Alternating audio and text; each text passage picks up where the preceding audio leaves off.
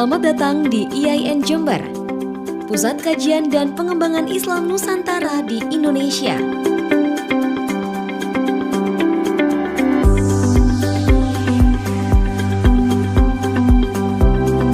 Terletak di Jalan Mataram nomor 1, Kelurahan Mangli, Kecamatan Kaliwates, Kabupaten Jember, Jawa Timur.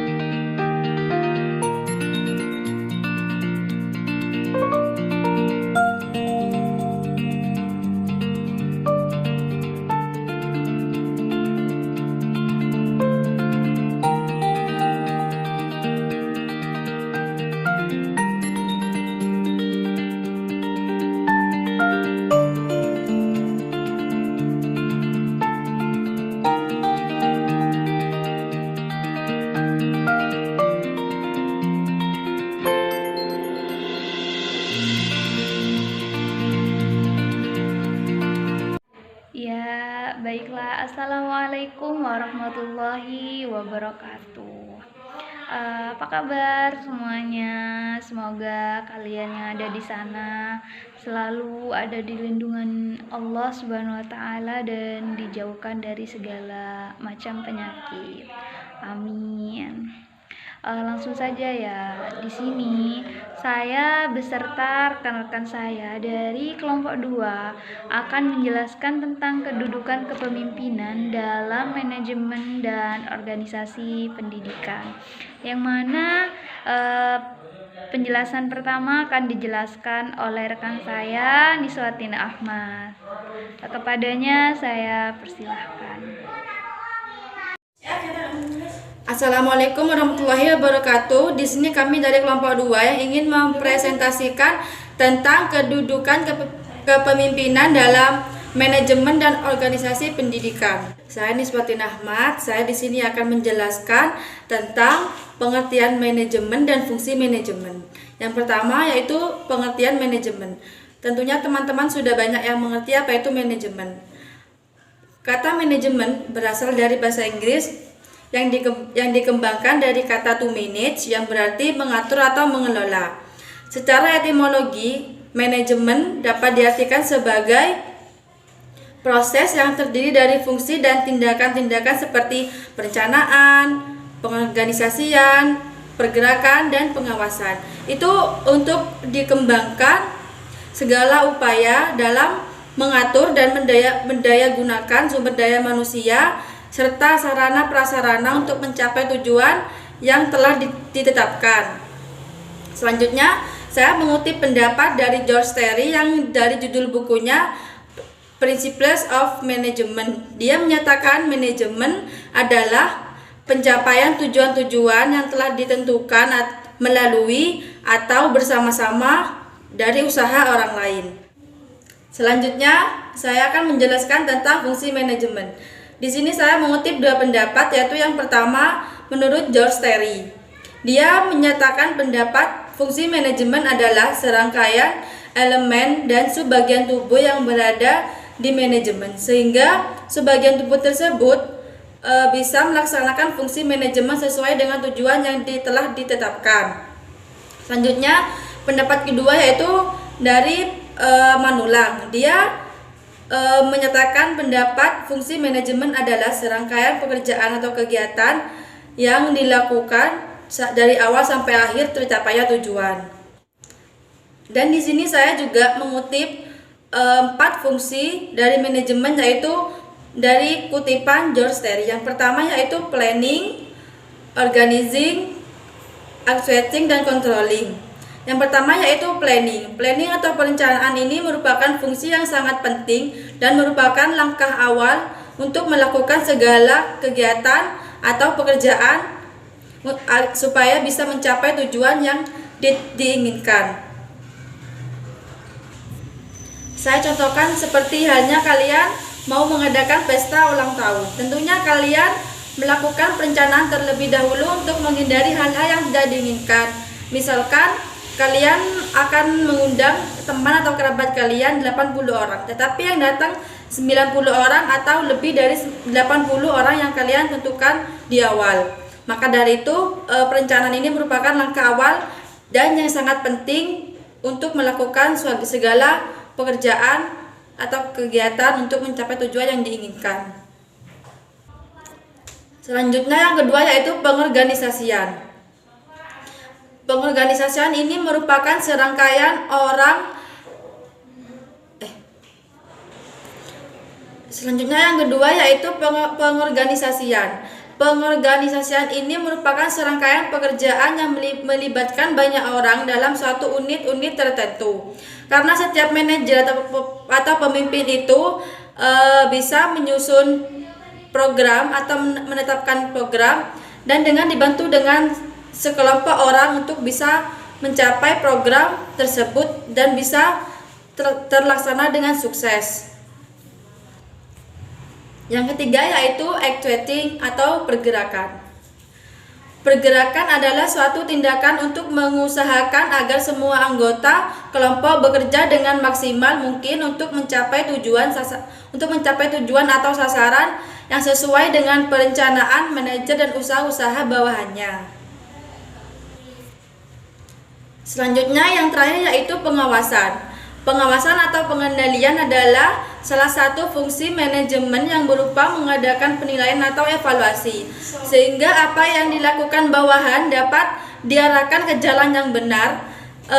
Jika bawahannya bekerja dengan kurang maksimal atau kurang puas, dengan maksud supaya bisa mencapai tujuan yang sudah digariskan. Mungkin itu saja dari saya. Selanjutnya akan dibacakan oleh pemateri kedua. Wassalamualaikum warahmatullahi wabarakatuh. Oke, assalamualaikum warahmatullahi wabarakatuh. Alhamdulillahirabbil alamin wa bi nasta'inu ala muridina watin wa ala alihi washabi ajmain amma ba'du. Oke, perkenalkan, nama saya Muhammad Rizky Muajiz. Di sini saya akan meneruskan terkait pembahasan teman saya, yaitu kedudukan pemimpin dalam organisasi pendidikan. Jadi sebelumnya teman saya telah membahas terkait kedudukan pemimpin dalam organisasi pendidikan, yaitu dari pemimpin tidak lepas dalam fungsi manajemen. Jadi manajemen itu sangat diperlukan dalam kepemimpinan dalam organisasi pendidikan. Dan diantaranya yang sudah dibahas oleh teman saya, yaitu fungsi manajemen menurut Gogurt Theory. Tidak hanya itu, masih ada beberapa teori fungsi manajemen, antara lain yaitu James Donner. Di sini saya mengutip dari fungsi manajemen, yaitu dari Gogurt Theory yang sudah dibahas oleh teman saya, yaitu planning, organizing, actuating, dan controlling. Oke, di sini saya tidak akan memperlama pembahasan dari saya terkait pengertian organisasi pendidikan. Sebelum kita membahas pengertian organisasi pendidikan secara mendalam, kita preteli satu persatu. Apakah yang dimaksud organisasi? Apakah yang dimaksud dengan pendidikan itu sendiri? Yang pertama, organisasi menurut James Money, bahwasanya organisasi adalah bentuk perserikatan manusia untuk mencapai tujuan bersama, kelompok-kelompok dengan individu. Jadi saling berkontribusi untuk memperoleh output ataupun goal yang sesuai yang disepakati dalam sebuah organisasi, seperti itu. Dan tidak hanya itu, di sini saya mengutip dari ahli, tidak hanya James Money, yaitu dari Chester Bennett, bahwasanya organisasi adalah suatu sistem aktivitas kerjasama yang dilakukan oleh dua orang atau lebih. Jadi setiap sesuatu yang dikerjakan dua orang atau lebih, menurut Chester Bennett itu dinamakan sebuah organisasi. Karena apa? Di dalam sebuah organisasi tersebut mempunyai suatu tujuan yang sama antara dua orang maupun lebih, seperti itu. Dan di sini dapat kita simpulkan bahwasanya organisasi adalah sebuah wadah untuk sekumpulan orang yang bekerja sama secara rasional serta sistematis yang terpimpin atau terkendali untuk mencapai tujuan tertentu. Seperti itu. Jadi intinya di dalam sebuah organisasi itu harus mempunyai anggota untuk memperoleh suatu tujuan. Jadi kita harus memiliki anggota terlebih dahulu untuk membentuk sebuah organisasi. Setelah anggota itu dibentuk, maka suatu yang kita gagas di dalam organisasi tersebut, semisal kita akan membahas planningnya itu seperti apa, kedepannya organisasi itu mau dibawa kemana, itu dibahas di dalam sebuah organisasi tersebut. Lalu diorganising, lalu dengan organizing itu dibagi beberapa job-jobnya, dan lalu itu ditindaklanjuti oleh actuating, suatu tindakan ditindaklanjuti oleh planningnya itu dalam organisasi itu seperti apa, nanti ditindaklanjuti. Setelah ditindaklanjuti ada yang namanya evaluasi atau monitoring. Jadi di dalam sebuah organisasi itu harus ada evaluasi. Untuk apa? Untuk melihat hasil organisasi tersebut apakah sesuai dengan tujuan pertama kita membentuk sebuah organisasi. Jadi adanya evaluasi ini sangat berguna di dalam sebuah organisasi, seperti itu. Yang selanjutnya yaitu pendidikan.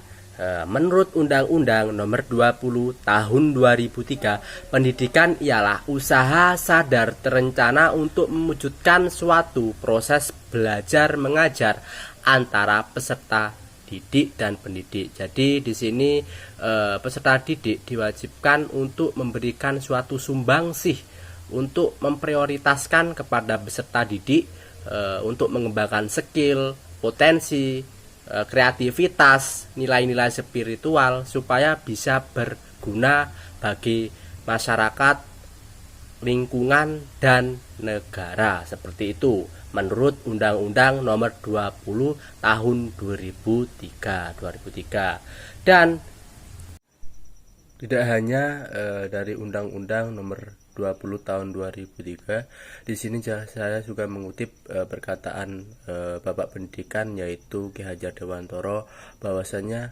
pendidikan itu sendiri ialah upaya untuk memajukan budi pekerti, karakter, dan kekuatan batin, pikiran yang berguna bagi masyarakat dan lingkungan. Dan perlu diketahui di sini saya juga mengutip beberapa menurut Imam Syafi'i, bahwasanya pendidikan apabila ingin sukses itu harus memiliki 6 kunci. Yang pertama yaitu kecerdasan, yang kedua yaitu kesabaran, yang ketiga yaitu kemauan, yang keempat yaitu biaya, yang kelima yaitu bimbingan, yang keenam yaitu waktu. Dapat disimpulkan bahwasanya organisasi pendidikan ialah tempat sekelompok orang, 2 atau lebih untuk melakukan aktivitas pendidikan dalam proses pembentukan tempat ataupun sistem dalam rangka melakukan kegiatan pendidikan yang diinginkan efektif dan efisien. Perlu diketahui bahwasanya fungsi organisasi pendidikan ialah yang pertama menjalin komunikasi antara siswa dengan pendidik ataupun guru untuk menjalin sebuah relasi dan hubungan yang harmonis. Yang kedua untuk menumbuhkan nilai-nilai leadership ataupun kepemimpinan. Yang ketiga sebagai wadah pengembangan mutu ataupun pengembangan kreativitas ataupun pengembangan skill siswa, dan di mana di dalam sebuah organisasi pendidikan itu memberikan sumbangsih yang sangat besar terhadap pola pikir setiap individu. Seperti itu. Mungkin itu saja yang bisa saya sampaikan, semoga bermanfaat. Wassalamualaikum warahmatullahi wabarakatuh. Bismillahirrahmanirrahim. Assalamualaikum warahmatullahi wabarakatuh. Perkenalkan, nama saya Jihadi Bagil Aziz dengan NIM T2018-3124 dari kelas 4 yang untuk mata kuliah kepemimpinan pendidikan Islam ikut di kelas 3. Baik, terima kasih. Pertama saya ucapkan terima kasih dan yang saya hormati kepada Ibu dosen Ibu Siti Aminah MPDI selaku dosen pengampu mata kuliah Kepemimpinan Pendidikan Islam, dan juga pada teman-teman kelas 3 yang saya sayangi dan saya banggakan. Baik teman-teman, di sini saya akan mempresentasikan terkait dengan peran kepemimpinan dalam praktik manajerial. Sebelumnya sudah disampaikan terkait dengan kepemimpinan itu apa, fungsi manajemen itu apa oleh pemateri sebelum saya. Baik, terima kasih. Dalam fungsi manajemen terdapat banyak fungsi yang dikemukakan oleh beberapa ahli dalam teorinya. Semisal contoh dari Henry Fayol, itu ada teori terkait dengan fungsi manajemen, dan Lettergulick juga ada, dan juga dari Lyndall Arwich juga ada. Tetapi untuk kali ini saya akan mengambil dari Robert R. Terry, yaitu peran ataupun fungsi manajemen yang ada 4, yaitu POAC. Yang pertama ada planning, organizing, executing, dan controlling. Baik teman-teman, sebelum kita masuk kepada peran kepemimpinan, alangkah lebih baiknya kita mengetahui apa kepemimpinan itu sendiri. Kepemimpinan itu adalah proses ataupun upaya untuk mempengaruhi aktivitas orang lain agar mau kepada kita ataupun mengikuti kita, agar rencana ataupun tujuan yang akan kita capai itu terlaksana. Seperti itu. Itu yang dimaksud dengan kepemimpinan. Kemudian, jika kita kaitkan dengan fungsi ataupun manajerial, maka tugas dari pemimpin adalah sebagai leadership, sebagai otoritas tertinggi yang bisa mempengaruhi bawahannya, mempengaruhi karyawan-karyawannya. Yang pertama, fungsi dari manajerial yaitu POAC tadi adalah planning. Apa itu planning? Planning adalah perencanaan. Di dalam suatu aktivitas apapun, pertama itu adalah planning, merencanakan. Kita akan mendirikan suatu lembaga, kita perlu adanya perencanaan, ya. Kita akan memikirkan visi kita, lembaga kita akan menjadi lembaga yang mampu bersaing di tingkat Asia Tenggara. Maka kita harus ada perencanaan sebagai pedoman ataupun patokan agar kerja kita selanjutnya lebih mudah, dan hal tersebut harus diketahui oleh semua bawahan kita, oleh karyawan kita, agar mereka juga memahami fungsinya ataupun tugasnya, bahwa mereka mempunyai ikut andil, istilahnya ikut andil dalam tujuan tersebut, ya. Kemudian ada organizing. Organizing ini berasal dari kata organisasi. Mungkin teman-teman semua sudah tahu organisasi itu apa. Organisasi adalah suatu wadah yang di dalamnya terkumpul 2 orang atau lebih yang mempunyai tujuan yang sama, yang saling bekerja sama, dan juga tersusun dalam struktur yang jelas. Ada ketua, ada wakil, ada sekretaris, dan itu memiliki tugasnya masing-masing. Seperti itu. Dan untuk pengertian organizing sendiri di situ lebih tepatnya kepada pembagian kerja, di mana karyawan itu dikelompokkan di setiap kompetensinya masing-masing. Semisal ada yang karyawan yang memang mahir di bidang komputer, menginput data, mahir dalam Excel atau Word, maka di situ akan dimasukkan ke dalam bagian tata usaha atau keTU-an. Kemudian ada actuating. Actuating itu adalah pelaksanaan, di mana dari awal perencanaan, kemudian ada organizing, tidak akan bermakna apa-apa ketika tidak dilaksanakan, seperti itu. Maka tugas dari pemimpin yang di sini akan menjalankan tugasnya sebagai kepemimpinan, maka di situ tugasnya untuk memberikan pantauan, mengarahkan atau mempengaruhi karyawannya agar mereka kembali bekerja dengan bergairah, dengan antusias. Tidak jarang kan, banyak pekerja yang pertama mereka sangat antusias, sangat bersemangat, akhirnya di tengah jalan mereka malas-malasan, kerja tidak sesuai dengan yang diharapkan. Nah, maka itu tugas dari pemimpin yang menjalankan tugasnya sebagai menjalankan tugas kepemimpinannya, maka itu harus kita laksanakan, seperti itu. Yang terakhir adalah fungsi controlling. Nah, controlling ini adalah pengawasan atau pemantauan dari semua elemen tadi, dari pelaksanaan, dari perencanaan, organizing, dan pelaksanaan. Maka itu perlu dipantau oleh manajer yang di sini akan menjalankan tugasnya sebagai menjalankan tugas kepemimpinannya, seperti itu, ya. Mungkin hanya itu dari saya. Mohon maaf apabila banyak kesalahan dan kekeliruan. Allahumma muwaffiq wa aqim. Wassalamualaikum warahmatullahi wabarakatuh.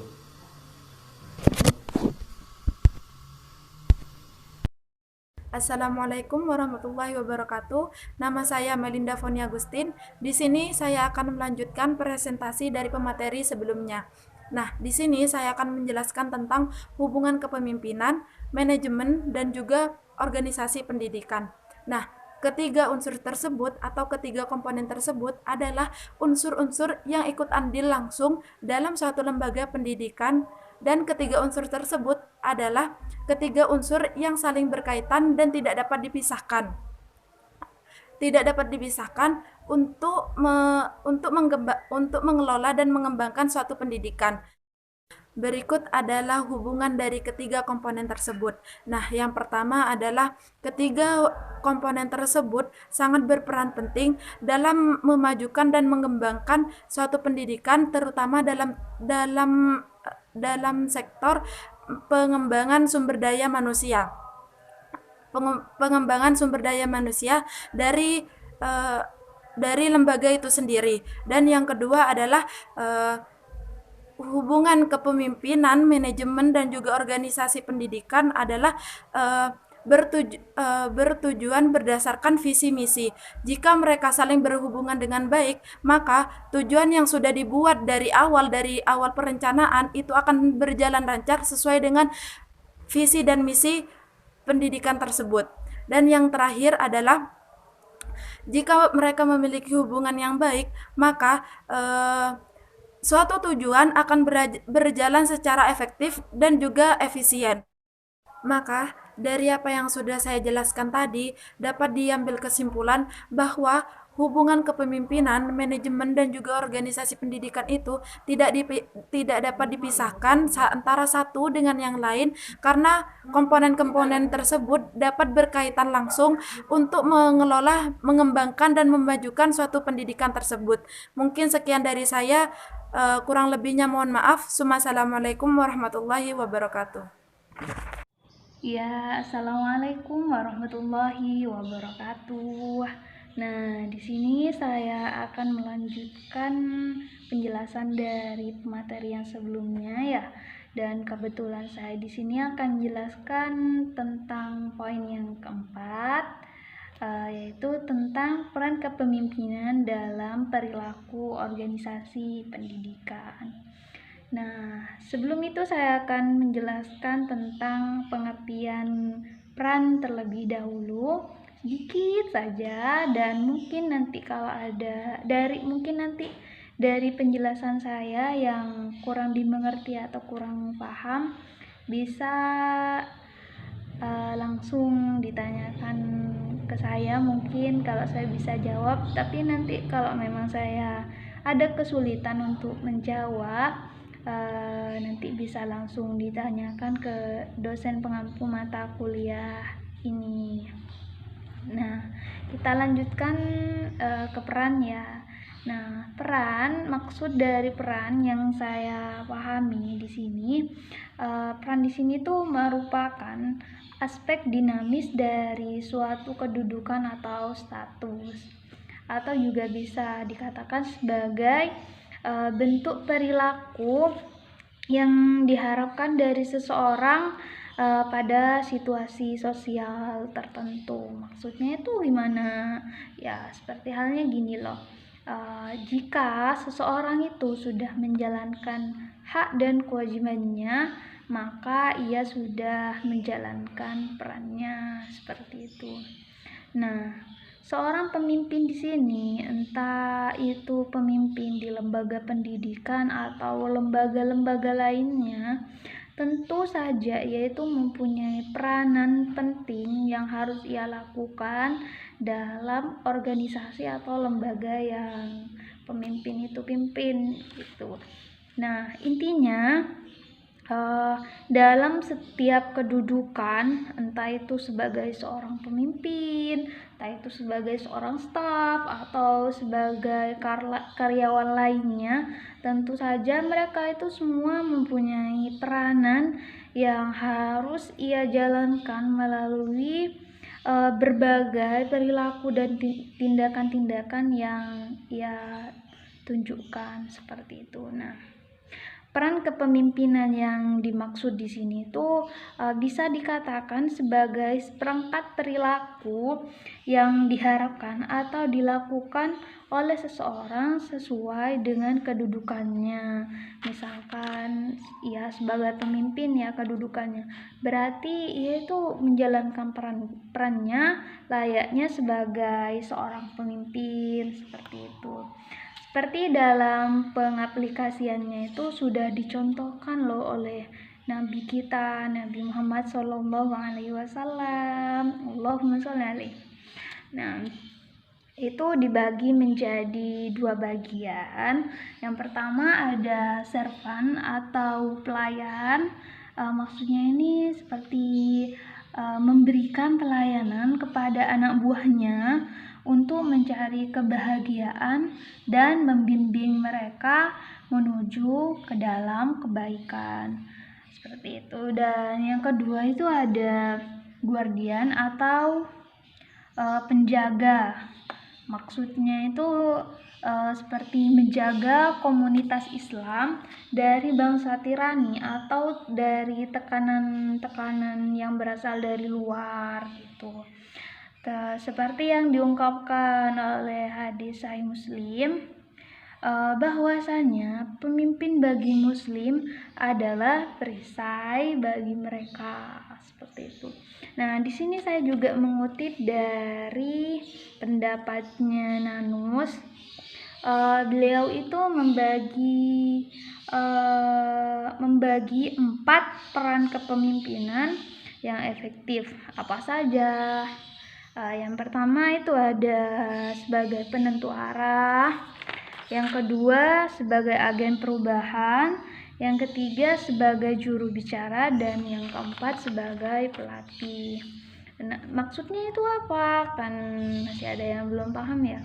Nah, saya akan menjelaskan dikit saja sepemahamannya saya saja ya. Nah, maksudnya itu yang pertama sebagai penentu arah. Maksudnya itu seperti ini. Sebagai penentu arah, pemimpin itu di sini tuh dituntut untuk mengembangkan visi dan membagi semua orang di sini tuh siapa ya, staf-staf yang ada di bawahnya itu membagi itu untuk mewujudkan visi yang ingin diterapkannya gitu, yang ingin dicapainya. Nah, yang kedua sebagai agen perubahan, itu seorang pemimpin di sini tuh harus mampu mengantisipasi perkembangan dari dunia luar gitu. Sekarang kan banyak ya perubahan-perubahan yang memang harus diantisipasi. Nah, yang ketiga sebagai juru bicara. Maksudnya di sini tuh pemimpin itu harus mampu bernegosiasi dengan organisasi lain, seperti membangun jaringan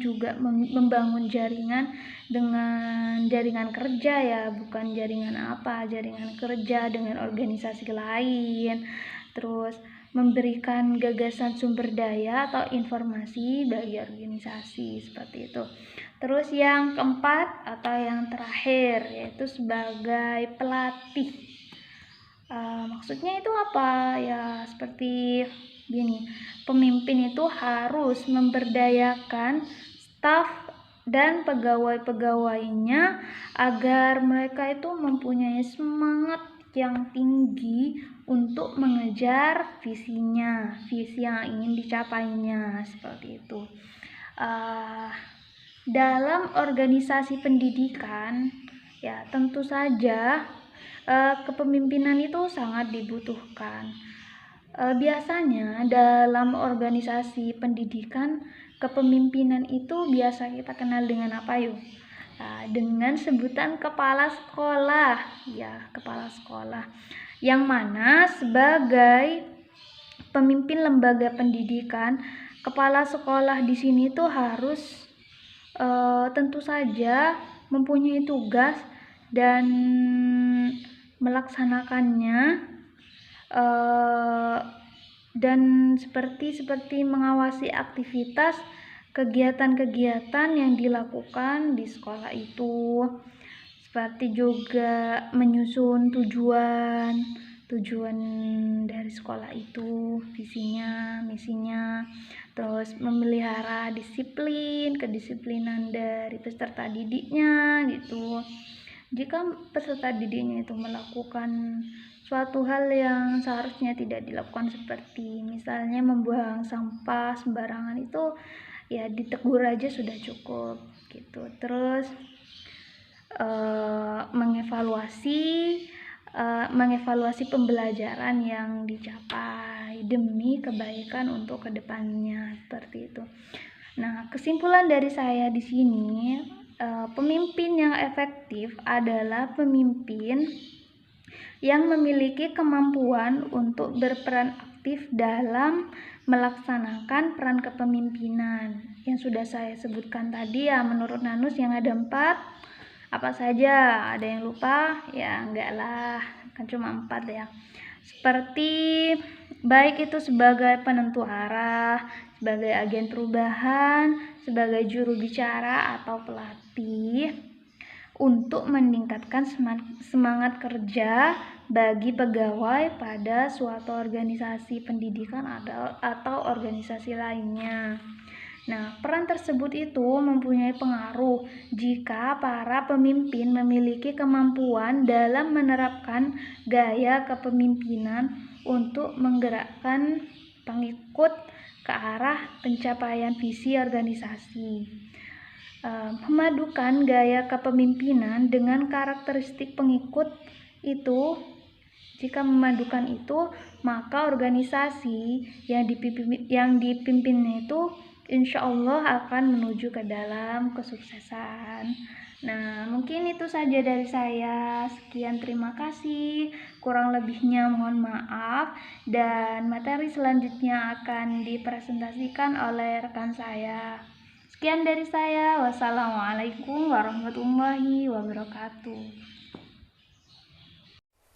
Assalamualaikum warahmatullahi wabarakatuh. Ya, saya di sini kebagian materi yang kelima tentang posisi kepemimpinan dalam kekuasaan dan otoritas. Hubungan pemimpin dengan kekuasaan diibaratkan gula dengan manisnya, garam dengan asinnya. Dua-duanya itu tak terpisahkan. Kepemimpinan yang efektif terrealisasi pada saat seorang pemimpin dengan kekuasaannya mampu menggugah pengikutnya untuk mencapai kinerja yang memuaskan. Friend dan Raven atau Mullin 1993 telah mengidentifikasi bentuk-bentuk yang perlu dipertimbangkan bagaimana manajer atau sebagai pemimpin dalam hubungannya dengan bawahan. Di sini ada 5 identifikasi. Yang pertama itu ada reward power atau kekuasaan ganjaran, didasarkan pada persepsi bawahan terhadap pemimpin dan sumber-sumber untuk memperoleh ganjaran bagi yang memenuhi target. Contohnya, perolehan gaji atau penghargaan. Artinya, jika ada bawahan, sebagai pemimpin, jika ada bawahan yang sudah mencapai target atas apa yang telah diperintahkan, maka pimpinan tersebut wajib memberikan reward atau penghargaan kepada bawahannya tersebut. Yang kedua itu coercive power atau kekuasaan paksaan, didasarkan pada rasa takut dan persepsi bawahan terhadap pemimpin yang mampu memberi hukuman atas hasil yang tidak menyenangkan terhadap karyawan yang tidak memenuhi target. Artinya, jika ada karyawan yang lalai atas apa yang telah diperintahkan oleh pimpinan tersebut dan tidak memenuhi target, maka sebagai pemimpin berhak memotong gaji daripada karyawan tersebut. Dan hal ini berlawanan daripada reward power atau poin pertama tadi, kekuasaan ganjaran. Ya, yang ketiga itu legitimate power atau yang dimaksud dengan kekuasaan sah, didasarkan pada persepsi bawahan terhadap pemimpin yang menggunakan pengaruh secara tepat. Karena seorang pemimpin itu mempunyai peran atau posisi dalam suatu lembaga atau organisasi. Kekuasaan posisi didasarkan pada peran pemimpin dalam suatu organisasi ataupun lembaga, dan bukan alamiah hal pribadi dengan orang lain. Artinya jadi pemimpin itu harus netral, tidak boleh ada unsur kekeluargaan. Jika ada keluarga yang bekerja pada perusahaan tersebut, maka sebagai pemimpinan itu tetap harus netral, tetap harus menyamakannya dengan karyawan yang lain, baik dari segi reward maupun segi hukuman. Tidak boleh ada unsur kekeluargaan seperti itu. Yang keempat itu reference power, kekuasaan referensi, didasarkan pada identifikasi bawahan terhadap pemimpin tersebut. Pemimpin memberi pengaruh karena merasa menarik perhatian. Contohnya, manajer khusus mungkin tidak mempunyai peran atau posisi dalam memberikan hukuman atau ganjaran kepada bawahannya, tetapi masih mempunyai kekuasaan lebih daripada bawahannya. Karena setiap perintah itu diberikan dengan penghargaan, artinya pemimpin itu masih lebih berwibawa daripada bawahannya karena setiap perintah itu ada penghargaannya. Seperti yang kelima di sini expert power, kekuasaan ahli, didasarkan pada persepsi bawahan terhadap kompetensi pemimpin dan yang secara khusus mempunyai kemampuan dan keahlian. Kekuasaan ahli didasarkan pada kredibilitas dan bukti-bukti yang nyata dari seorang pemimpin yang diperlihatkan melalui pengetahuan dan keahliannya. Contohnya, pengetahuan ahli secara fungsional yang mempunyai spesialisasi sebagai manajer personalia. Nah, apa itu manajer personalia? Ialah seorang manajer yang melaksanakan fungsi-fungsi dasar manajemen sebagai manajer dan memperdulikan hakikat fungsi operasional. Dan mungkin itu saja yang dapat saya sampaikan. Apabila ada salah kata, saya mohon maaf yang sebesar-besarnya. Wassalamualaikum warahmatullahi wabarakatuh.